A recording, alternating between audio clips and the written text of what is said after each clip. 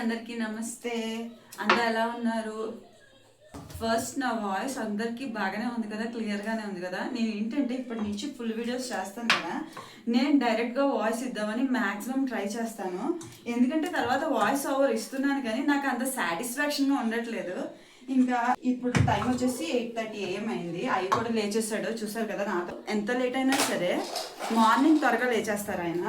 ఎందుకంటే డ్యూటీకి వెళ్ళాలి, మాకు ఎలాగో పని ఉండదు కాబట్టి, మేము ఎలాగో ఖాళీనే కాబట్టి పడుకుని ఉంటాము. ఇది మెయిన్ రీజను. పొద్దున్నే లేచి వాకింగ్కి వెళ్ళేంత క్లైమేట్ కూడా సపోర్ట్ చేయదు మనకి. నా కొడుకుని వేసుకుని వెళ్దామంటే నేను మెట్లు దిగేంత వరకే ఉంటాడు వాడు. ఆ తర్వాత ఎటు వెళ్ళిపోతాడో కూడా తెలీదు. వాడు వెనక పరిగెడతా ఉండాలి. దానికంటే మంచిది ఏంటంటే వాడి పక్కన బుద్ధిగా పడుకుని ఉండాలి. వాడు లేచేంత వరకు నీకు నిద్ర మెలకు వచ్చినా సరే బుద్ధిగా ఆడి పక్కనే పడుకుని ఉండు. నువ్వు లేచావో వాడు లేచేస్తాడు. ఇంకా తర్వాత నాకు ఉంటుంది అనమాట. చాలాసార్లు ఇక్కడ స్టిక్కర్స్ పెట్టాను, న్యూస్ పేపర్లని స్టిక్కర్స్ అని ఆన్లైన్లో ఆర్డర్ పెట్టి, కానీ ఏవి ఆగలేదండి. ఇంకేం చేస్తాం, వాటికి పెయింట్ వేయాలి అంతే. పెయింట్ తప్ప ఇంకేమి వాటికి సెట్ చేయలేవు. మా వారు కూడా వచ్చేసారు. సో బ్రేక్ఫాస్ట్లో అయ్యోకి మా వారికి ఇద్దరికి చపాతీయే పెట్టాలని ఫిక్స్ అయిపోయా. నేనేమనుకున్నానంటే నేను అయాజే కదా, సో పూరి చేసేసుకుందాం అనుకున్నాను. నేను ఒక 2 పూరీస్ వాడొక 1 పూరి అలాగా. కానీ మా వారు వచ్చారు, పూరి చేశారంటే చంపేస్తారు. అందుకని మనం చపాతీయే తిన్నాం హెల్దీగా. మా వారు ఇప్పుడు రావడం ఏంటి అని అనుకుంటున్నారేమో. ఇప్పుడు ఎందుకంటే నార్మల్గా అయితే మార్నింగ్ వెళ్ళిపోతారు అన్నాను కదా, 6:30 అలాగా, 6:37 అలా వెళ్ళిపోతారు. ఈయన ఏంటంటే మార్నింగ్ ఆఫ్టర్నూన్ డ్యూటీస్ ఈయన ఒకరే చేస్తున్నారు. అందుకని ఏంటంటే 9:30 లేదంటే 10 ఆ టైంకి ఇంటికి వస్తారు అనమాట. సో బ్రేక్ఫాస్ట్ చేసి మళ్ళీ కొంచెం రిలాక్స్ అయ్యి లంచ్ చేసి వెళ్తున్నారు ఆఫ్టర్నూన్ డ్యూటీకి. అలా మేనేజ్ చేస్తున్నారు. ఇంకా ఇప్పుడు నా లైఫ్లో వచ్చేసి బిగ్గెస్ట్ ట్రాజడీ అన్నాను కదా, అదేంటంటే మాకు అప్పుడే పెళ్ళయిందనమాట. సో పెళ్ళాక 1 monthకి నన్ను బెంగళూరు తీసుకెళ్ళిపోయారు. బెంగళూరు తీసుకెళ్ళిపోయాక ఏమైందంటే నార్మల్గానే బాగానే ఉన్నాము స్టార్టింగ్లో. ఆ తర్వాత ఏమైందంటే వర్క్ ఫ్రమ్ మార్నింగ్ కుకింగ్ అయిపోయేది అనమాట. కుకింగ్ అయిపోయాక ఏం చేసేదాన్ని, ఇంకా అలా కూర్చుని ఉండేదాన్ని. బెంగళూరులో ఏంటంటే అటు ఇటు తిరగడానికి ఉండేది. కొంచెం అప్పుడే స్టార్టింగ్ కాబట్టి ఎవరితో అంత నేను ఇంటరాక్ట్ అవ్వలేదు. అయితే ఒకసారి ఏమైందంటే వర్క్ ఫ్రమ్ హోమ్ జాబ్స్ ఏమైనా ట్రై చేద్దాము, ఏమైనా ఉంటాయేమో అనేసి ఆన్లైన్లో సెర్చ్ చేశాను. అది నాదే తప్పు. ఫస్ట్ నేనే సెర్చ్ చేశాను work from home jobs for ladies అని నేను సెర్చ్ చేశాను అనమాట. Work from home jobs, laptop అవసరం లేదు, ఫోన్లో సరిపోతుంది జాబ్ చేయడము, ఫోన్ ఉంటే సరిపోద్ది అని మెసేజ్లు వచ్చేవి. అయితే నేను ఇదేటో బాగానే ఉంది కదా అనేసి నా మెయిల్తో నేను లాగిన్ అయ్యాను అనమాట, లింక్ తోటి. అయ్యాక తర్వాత ఎందుకో భయం వేసి నేను బ్యాక్ వచ్చేసాను. అంటే తర్వాత ఏమైందంటే గూగుల్ ఓపెన్ చేసినా సరే అవే అడ్వర్టైజ్మెంట్లు, యూట్యూబ్ చూసినా సరే అవే అడ్వర్టైజ్మెంట్స్లు. కానీ అప్పటికి నాకు అంత నాలెడ్జ్ లేకుండా ఏంటంటే ఒకటి సెర్చ్ చేస్తే మనం, అంటే ఇప్పుడు ఫ్లిప్కార్ట్లో, మీషోలో మనం ఏమైనా సెర్చ్ చేస్తే ఏమవుతుందంటే దానికి సంబంధించిన డేటా వస్తూ ఉంటుంది మనం ఎటు చూసినా సరే. అలా నేను వర్క్ ఫ్రమ్ హోమ్ జాబ్ అన్న వెంటనే దానికి సంబంధించిన డేటా, దీనికి సంబంధించిన డేటా వచ్చేస్తుంది అనమాట. సర్లే మనం ట్రై చేద్దాం అనేసి నేను ఇంకా నా మెయిల్తో ఓపెన్ చేస్తాను. ఆ ఫామ్లో నా పేరు, ఆధారు, నా డ్రైవింగ్ లైసెన్స్. అప్పట్లో ఏంటంటే నేను డ్రైవింగ్ నేర్చుకున్నాను. సో డ్రైవింగ్ లైసెన్స్ ఉండేది లేదు, డ్రైవింగ్ లైసెన్స్ లేదు కానీ ఓటర్ కార్డు ఉండేది. సో ఓటర్ కార్డు నేను అప్లోడ్ చేసేసాను. అన్నీ అప్లోడ్ చేశాక వాడు ఏమన్నాడంటే నేను పలానా వర్క్ ఇస్తాను నీకు, 1 వీక్ లోపు నువ్వు దాన్ని కంప్లీట్ చేసేయాలి, లేదంటే నీకు డబల్ ఛార్జెస్ పడతాయి అనేసి ఒక మెసేజ్ వచ్చింది. అది చూసాక నాకు భయం వేసి ఎందుకులే బాబు ఇవన్నీ, అంటే ఆ లింక్ ఓపెన్ చేస్తేనే నువ్వు ఈ వర్క్ చేయాల్సి ఉంటుంది అనేసి ఒక లింక్ ఇచ్చాడు అనమాట. ఆ లింక్ వచ్చాక నేను టచ్ చేయలేదు. ఆ లింక్ని ఎందుకురా బాబు ఇవన్నీ తలపోట్లు నాకు అనుకోలేదు. తర్వాత న్యూ ఇయర్, ఒక 3 months తర్వాత న్యూ ఇయర్ అనమాట, 2023 బెంగళూరులో ఉన్నాము. అందరం లక్ష్మి అక్క, శ్రావణి, అన్నయ్య వాళ్ళతో మంచిగా ఎంజాయ్ చేసాం అనమాట. 31st, 1, 2 3 రోజులు తిరుగుతూనే ఉన్నాము, ఆడుకుంటా సరదాగా అలానే లైఫ్ని ఎంజాయ్ చేసాము. 3rd డేన ఒక మెయిల్ వచ్చింది. ఆ మెయిల్కి అన్ని మెయిల్స్, అసలు ఇప్పటి వరకు నాకు ఒక మెయిల్ రాలేదు, ఏం రాలేదు, వార్నింగ్ మెసేజెస్ రాలేదు. అదే అలాంటి సడన్గా ఏంటి ఇన్ని మెయిల్స్ వచ్చేసాయి అని నేను నా మెయిల్ కంట్రోల్ చేద్దామని నా మెయిల్ నా కంట్రోల్లో లేదు. మొత్తానికి ఏంటంటే నేను నా పాస్వర్డ్ ఇచ్చేసాను. అదేదో హడావిడిలోనో ఏదో మొత్తానికి నేను నా పాస్వర్డ్ ఇచ్చేసాను. నేను చేసిన తప్పది, ఎంత తెలివి అయిందైనా సరే అసలు మెయిల్ ఇవ్వడం ఓకే, అందులో పాస్వర్డ్ అస్సలు ఇవ్వకూడదు. పైగా నువ్వు ఆధార్ కార్డు ఇచ్చేసాను, తర్వాత ఓటర్ కార్డు కూడా ఇచ్చేసాను. ఇంకా చాలా భయం వేసేసింది. తర్వాత ఏంటంటే ఈయన డ్యూటీలో ఉన్నారనమాట. సో ఆఫ్టర్నూన్ 11:30 ఆ టైంకి నాకు కాల్ వచ్చింది. కాల్ వచ్చి తను ఏమనుకున్నాడంటే నా ఓటర్ కార్డు అడ్రస్ వచ్చేసి ఆంధ్రప్రదేశ్ తాడేపల్లిగూడెం. సో నా పిన్ కోడ్ అదంతా, నేను ఇక్కడ అమ్మాయిని కాదు, బెంగళూరు దాన్ని కాదు, సో నేను అక్కడ ఆంధ్రాలో ఉంటాను, నాకు లాంగ్వేజ్ కూడా రాదు అని వాళ్ళు ఫిక్స్ అయిపోయి ఉన్నారనమాట.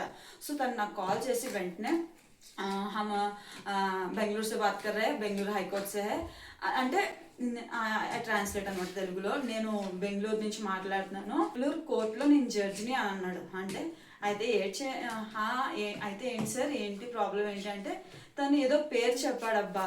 ఏం పేరు అబ్బా? యాదవ్ కదా, ఏదో యాదవ్, మొత్తానికి ఏదో యాదవ్. చాలా డీసెంట్గా మాట్లాడాడు మనిషి స్టార్టింగ్లో.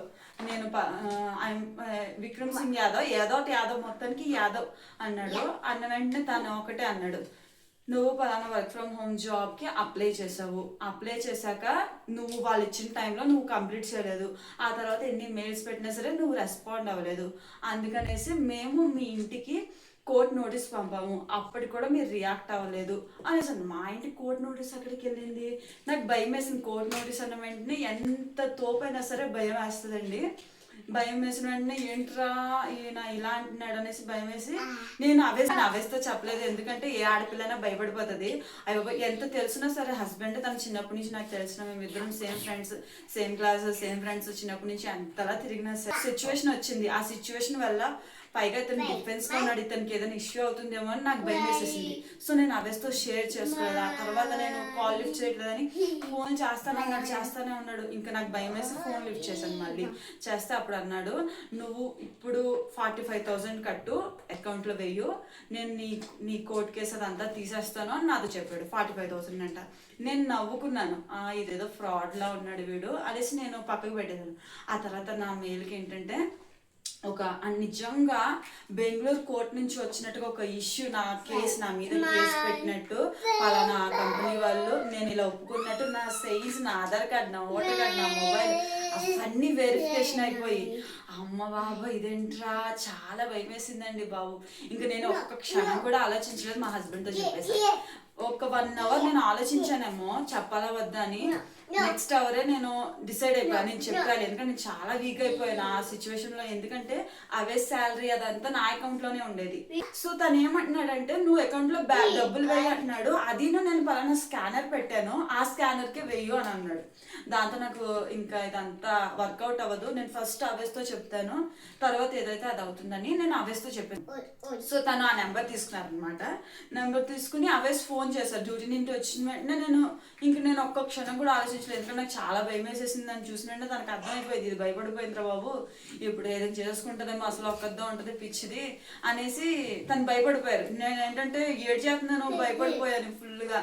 ఇంకా తను ఆ నెంబర్ తీసుకుని అతనికి ఫోన్ చేశారు. హలో కోన్ బాత్ కర్ అంటే ఎవరు మాట్లాడుతున్నారు, ఈయన హిందీ, ఎవరు మాట్లాడుతున్నారు అని అంటే తను అటు నుంచి మాట్లాడుతున్నారు. సార్ मैं हाईकोर्ट का जज हूँ, आप బెంగళూరు అంటే నేను హైకోర్టు జడ్జిని, ప్రస్తుతం బెంగళూరులో చేస్తున్నాను వర్క్ యాజ్ జడ్జ్ గా, మీ వైఫ్ ఇలా చేశారు అది ఇదని మొత్తం చెప్పాడు అనమాట. చెప్తే అప్పుడు మా అవేస్ అన్నారు మీ పేరేంటి అని అన్నాడు. కానీ ఏంటంటే ఫస్ట్ ఒక నేమ్ చెప్పారు, తర్వాత మళ్ళీ అంటే చేంజ్ చేశాడు, పేరు చేంజ్ చేసిన వెంటనే ఇంకా మా ఆయన కొంచెం తెలివైనడు, కట్ చేస్తాడు ఫోను.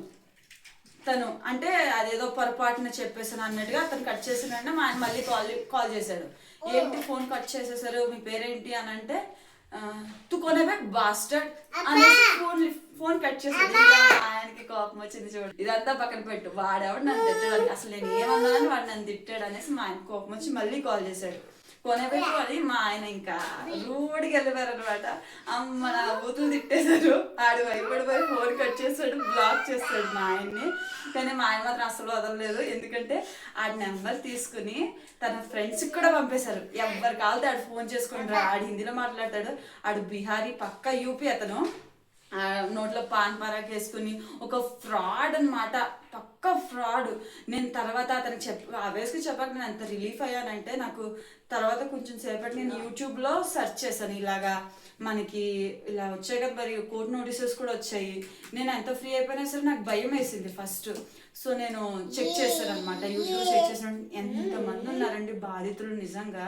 నేను ఒకవేళ మా హస్బెండ్తో చెప్పకపోతే లోపలే సఫర్ అయిపోయి, ఒకవేళ బై మిస్టేక్ నేను అది స్కాన్ చేసి తనకు డబ్బులు పంపేసినా సరే, తర్వాత నా అకౌంట్ అంతా హ్యాక్ అయిపోయి మా అకౌంట్లో ఉన్న సేవింగ్స్ అవన్నీ పోయి చాలా అంటే చాలా ఇష్యూ అయిపోయేది.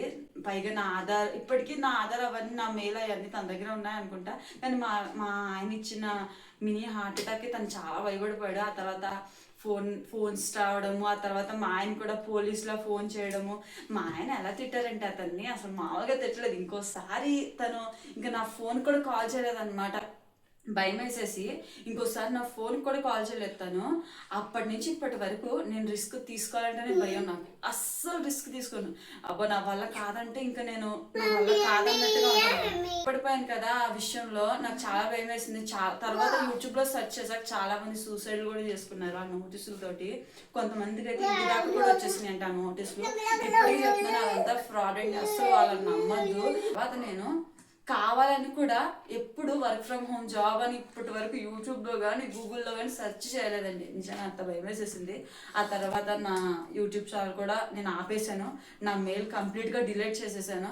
ఆ తర్వాత కొన్ని రోజులకి మళ్ళీ ఇదే మెయిల్ మళ్ళీ రీక్రియేట్ చేసుకోవడము, దీంతోనే మళ్ళీ ఛానల్ కంటిన్యూ చేయడం చేస్తున్నాను. కానీ ఏంటంటే ఇది నా సెంటిమెంట్ మెయిల్ అనమాట, అందుకనేసి నేను వదలలేకపోతాను ఈ మెయిల్ని. ఇంకా నా ఛానల్ కూడా ఇందులోనే ఉంది. చాలామంది అప్పట్లో ఏంటంటే స్టార్టింగ్లో చాలామంది ఒక్కసారిగా వ్యూస్ రావడం అదంతా, తర్వాత ఆ ట్రాజడీ అయిపోయి భయపడిపోయి నేను ఆఫ్ చేస్తాను. కానీ లేదంటే ఈ పాటికి నాకు 100K సబ్స్క్రైబర్స్ ఉండేవారు. అదే నేను చేసిన చాలా పెద్ద మిస్టేక్ నా లైఫ్లో. ఒకసారి ఒకటి అయిపోయింది కదా అనేసి నేను దాని నుండి రాలేదు, ఇప్పటికీ రాలేకపోతున్నాను. ఎందుకంటే నేను భయపడిపోయాను ఫుల్గా. ఒకవేళ ఏంటంటే తను డిఫెన్స్లో ఉన్నాడు కదా, నా ఇన్సెక్యూరిటీ ఫీలింగ్ అదే ఉండొచ్చు. తను డిఫెన్స్లో ఉండడం వల్ల ఒకవేళ తనకి ఏమైనా ఇష్యూ అయ్యేదేమో ఇలా ఉండుంటే అనేసి ఇప్పటికి కూడా ఏమైనా మెయిల్స్ వచ్చినా సరే ఏమున్నా సరే నేను 100 సార్లు చూసుకుంటా. ఈ ఇన్స్టాగ్రామ్ కూడా నేను ఒక 2 days బ్యాకే క్రియేట్ చేసి, నా ఇన్స్టాగ్రామ్ ఐడి వచ్చేసి ద సోల్జర్స్ వైఫ్, ఫాలో కొట్టేయండి. తర్వాత నా ఛానల్ కొత్తగా వస్తే ప్లీజ్ నా ఛానల్ని సబ్స్క్రైబ్ చేయండి, ప్లీజ్ నా ఛానల్ని సపోర్ట్ చేయండి. అలానే మంచి మంచి వీడియోస్ అవి ముందుకు వచ్చేస్తాను. అలానే మీరు ఎప్పుడు ఎవరి విషయంలోనూ భయపడద్దు. ఒకసారి భయపడ్డారంటే వాళ్ళకి అదే బలం అయిపోతుంది. Okay, thank you for watching అండి. ఇలాంటి మరిన్ని వీడియో కోసం నా ఛానల్ని సబ్స్క్రైబ్ చేసుకోవడం అసలు మర్చిపోవద్దు. మా వాడి అరుపులు ఉండానే ఉంటాయి, ఏమీ అనుకోవద్దు. వీడు ఇంకా చిన్నపిల్లోడే కదా, కానీ వీడిని తీసుకుని వీడియోస్ చేయాలి అంతే. ఎందుకంటే వీడు నాకు కళ్ళ ముందే ఉండాలి. ఈ విషయంలో కొన్ని ఇన్సెక్యూరిటీస్ వల్ల, కొన్ని ఏంటంటే అశ్రద్ధల వల్ల వాడు చిన్నప్పుడే చాలా హాస్పిటల్లో అడ్మిట్ చేసేంత సీరియస్ అయిపోయింది. అందుకని నాకు వీడి విషయంలో చాలా భయము. వీడితోనే ఉంటాను. ఆ స్టోరీ కంపల్సరీ మీకు కావాలనుకుంటే నెక్స్ట్ వీడియోలో తప్పకుండా అప్లోడ్ చేస్తాను వీడి గురించి. అందుకనే వీడిని అస్సలు వదలను. Thank you.